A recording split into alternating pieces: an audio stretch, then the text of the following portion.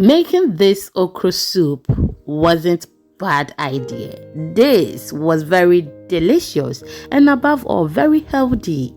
I loved it, and pairing this with my ewademe, oh my goodness, was so nice, perfect and delicious.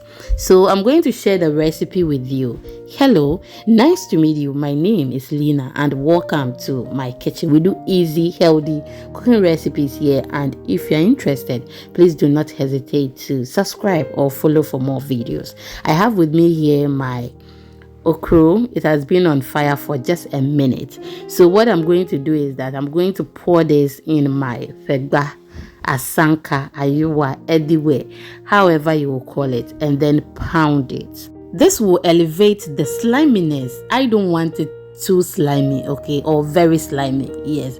So I'm just going to pound it small, then we can continue, okay. Thank you so much for your time. I do appreciate it. Whilst I was pounding the okro, I had my Dzomi on fire, so I've added my pepper, ginger, garlic, onion. I'll just give it a stir and fry this very well. After that, I'll be adding my fermented salted fish. So that is what I've added. It has a very big bone, okay, that is why it is very big like that. That is just by the way. I'm just going to wait for it to melt very well. I mean, the fermented fish, any authentic fermented fish should be able to melt, okay, and now it has melted very perfect. So I'm just going to add some water and then wait for a while. After that, I'm just going to add my pounded okro and then we are good to go. If today is the first time here and you haven't subscribed yet, please, what are you waiting for? Can you please smash on the red subscribe button? And if you're watching me from any other social media platform apart from YouTube, please follow for more videos. It is free. Thank you so much for doing it. By now someone is insulting me in his or her head. The person will be like, hey, the oil is too much. Stop judging until you are done watching, okay? Thank you so much. My returning subscribers, thank you for watching my video all the time. So I'll go ahead and add my fish. So we prepared this fish on my channel, my page, everywhere. You can check it out and you will love it, okay? That is what I've added and it tasted so good. Using fried fish for okro soup, oh my goodness, it makes the soup taste so good. If you haven't tried that before, just try it. Yes, it is so good, okay.